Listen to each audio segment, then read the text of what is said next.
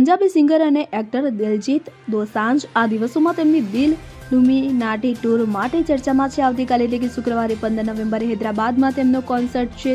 તેલંગાણા સરકારે દિલજીત દોસાંઝ, તેની ટીમ અને હૈદરાબાદની હોટેલ નોવોટેલને નોટિસ પાઠવી છે। તેલંગાણાના જિલ્લા કલ્યાણ અધિકારી દ્વારા જારી કરવામાં આવેલી નોટિસમાં સિંગરને લાઇવ શો દરમિયાન પટિયાલા પેક અને પંચતારા જેવા ગીતો ન ગાવા માટે કહેવામાં આવ્યું છે। આ નોટિસ મહિલા અને બાળ કલ્યાણ અને વિકલાંગ અને સિનિયર નાગરિક વિભાગ દ્વારા જારી કરવામાં આવી છે। ચંદીગઢના રહેવાસી પંડિત રાવ ધરનવારે 4 નવેમ્બરે આ મામલે ફરિયાદ નોંધાવી હતી, જેમાં કહેવામાં આવ્યું છે કે બાળકોને કોન્સર્ટમાં સ્ટેજ પર ન બોલાવવા, કારણ કે લાઇવ શો દરમિયાન અવાજની આવર્તન 122 ડીબીથી વધુ હોય છે, જે બાળકો માટે ખૂબ જ નુકસાનકારક છે। ત્યારે પંજાબ અને હરિયાણા હાઈકોર્ટ પહેલેથી જ લાઇવ શો દરમિયાન દારૂ, ડ્રગ્સ અને ગન કલ્ચરને પ્રોત્સાહન આપતા ગીતો ગાવામાં ન આવે હોવાનો નિર્દેશ જારી કરી ચૂકી છે।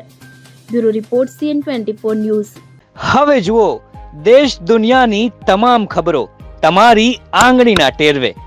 ઉઠાવો મોબાઈલ અને ગૂગલ પ્લે સ્ટોર પરથી ડાઉનલોડ કરો અમારી CN24 ન્યૂઝ મોબાઈલ એપ।